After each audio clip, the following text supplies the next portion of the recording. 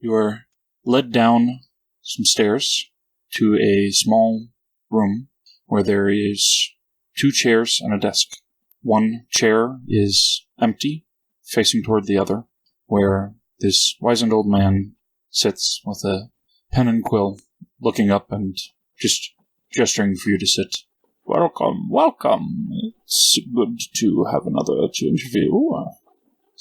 Job as chronicler. Well, I'm just so happy to be here. This is exciting. So I just sit down right here?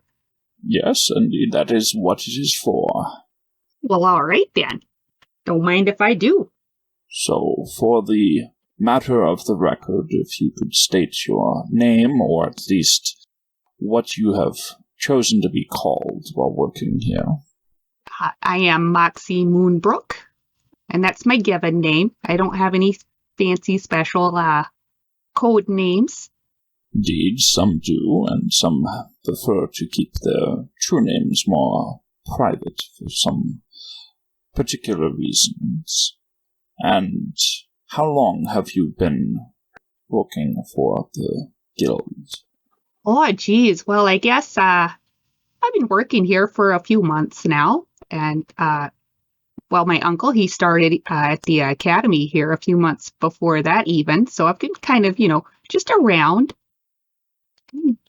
a little before I actually started working here, but, it looked exciting, so I signed right up. So you enjoy adventure and excitement. It is part of your chief reason for joining, you would say? Well, it is always a good way to spend your time out having an adventure and bonding with people. And, it's my personal goal to do as much good out in the world as I can and, spread the blessings of Tyr. Not in like a pushy way. I know everyone likes to pick their own path, but if I can put his positivity and justice out in the world, well, by golly, that's what I'm going to do. And as you said, many have their own path. How would you say that your path has influenced your work here? Of course, through the blessings of Tyr, I've certainly gotten stronger as a paladin. And I would say that it influences my work here and that I'm less treasure-oriented and more in it for, righting wrongs and helping those who can't help themselves. And I like to think that that's rubbed off on a few of my companions here. Indeed. And have you encountered any issues with some of your compatriots as a matter of conflict, either due to their path being such widely different, or in the case of some of your compatriots, some are undead or more fiendish in origin, as I understand it? Well, I'm a actions speak louder than words kind of gal, so I'm not going to be too off-put by someone's status being alive or dead, as long as they're not harming other people. But, it's not my favorite. They can get a little musky.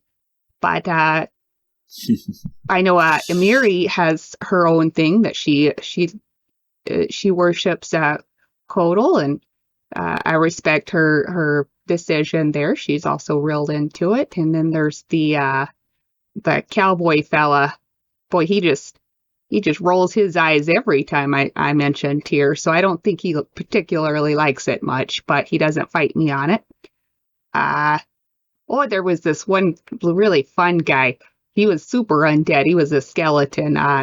Mortimer. Love me some Mortimer. There's a Banshee that hangs out with us too. She's also very, very nice, even though technically I think she's undead, but she doesn't seem to do ill, so, it's all about actions. And I suppose if anybody suddenly started doing something real bad, we'd have to have a good talking to. Then, let's see, what's little buddy Kene? He's fighting against his nature every day, and I respect that. He's very upfront and honest about his struggles with am I evil, am I good, and I think it's commendable that he checks in, kind of gauges the temperature of the group to help find his moral compass. Outside of adventuring, is there any particular profession or hobbies that occupy a significant portion of your time? Oh yeah, I like carpentry. I'm a big fan of working with your hands. And actually, not too terribly long ago, I went to this very overpriced festival where they don't track their attendees and just let them wander out into the desert to die. But while I was there, I did acquire some very large bird eggs, and I've been told that as long as I take care of it and help it hatch, it'll be so big I can ride it. And can you imagine how big a bird that's going to be? It's going to be insane. So I've spent my time, I built a little hutch outside the stable behind the guild hall, and I've been taking care of my big bird egg, just making a nice little nest back there. I'm really excited about getting into, I guess that would be animal husbandry, maybe? I don't Indeed, I believe that would be the proper term for it. And dealing with animals, whether on adventures or at home, is something that's of interest to you.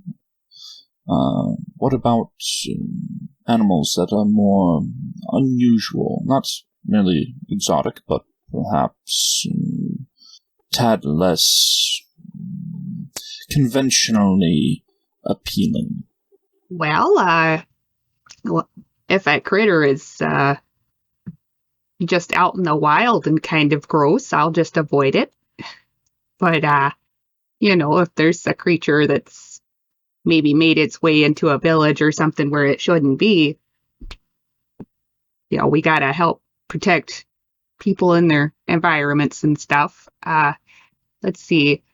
I'm not a real big fan of slugs and snails. Gonna be honest, they're like gooey and sticky, which is just super unpleasant. Not like an ooze as a pet, then I would take it. Yeah, I definitely would not be. I'd have to rehome that little guy pretty quick. Indeed. And as far as compatriots who may have such animal companions and pets, whether living or mechanical or other things of that sort, they disinterest you in close proximity? Well, there is certainly a lot more pets in the guild than I had anticipated. Didn't seem like a kind of a job that you'd really want to have that extra responsibility with you, but it seems to really be a trend that's taken off. For me personally, I'll it's usually doggos. I'll give them a little greeting, maybe an ear scratchel or two, but it's when you're on the job, you just got to think it's work time. I don't have time to keep up with somebody else's pet. And, if you get distracted with the cuteness of a pupper, you might endanger your team or a civilian. So I'll give them the pleasantries of a hello. And that's kind of where I draw the professional line. I see. Well, and how versed would you say with the traveled roads and customs would you say that you are of places outside of the city itself? You said you've gone to a festival. Did you partake in some of the local cuisine and entertainment, or immediately rush off? We were actually at that festival for about a week. A lot of fried foods were available, and a lot of raw vegetables and stuff. Which I'm a vegetarian. I do prefer to keep my meals plant-based, and there was certainly plenty of that. And I have found that the cuisine just generally in Guaso is milder than what I was raised with. So I carry around spices. I always have to heat things up here. But I haven't been too many places outside of where I'm from, and then we did just bare bones travel before my uncle and I settled in Nicomoy, and we've just been sort of hanging out here for a long time. I guess I was in the temple for I don't know, about 45 years before I joined the guild hall.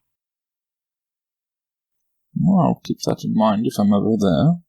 And I thank you for your time. This has been a wonderful interview, and it's given me a fair bit of information to chronicle down. Do you have any sorts of questions or other things you may wish for me to write down before we conclude our interview?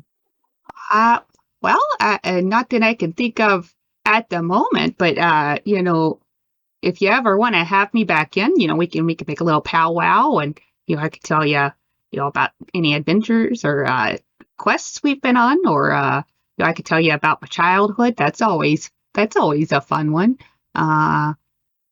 Just as long as I'm kicking, I should be around. So this has been nice. Where are you from? I feel so rude. I've been sitting here and just answering questions and haven't asked you a single thing. Oh, it's quite a long distance. I've traveled many places over time, but certainly is always nice to be welcomed. This city, this continent, seems to be quite accommodating. Oh yeah, it's always been super friendly to us ever since we arrived too. So I think it's a pretty welcoming country as a whole. Indeed. Well, I thank you for your time, and as you say, we may certainly see each other again, possibly for an interview or other things. And I wish you a wonderful day. You know what? I have a great idea. You should come with us on an adventure, and you can chronicle while we're doing stuff. That's a possibility, but these body is a bit more frail, so depends on the type of adventure, I suppose. Well, that's fair. Yeah, I certainly wouldn't want to take my uncle out on some of our adventures. He's pretty old and frail too, so I could understand that. We'll see if I can organize a mild adventure. Well, perhaps. There's always the chance of things escalating, but it's something to think about. I'm thankful. Yeah. Well, all right then. It looks like you've got a whole pile of notes there to organize. You're Indeed. a fast writer. It's just a thing that you pick up from how long you've been doing this sort of thing. Well, all right. Well, it's been a pleasure, sir. It's been a pleasure talking to you as well. Well, you just have a blessed day. And you as well.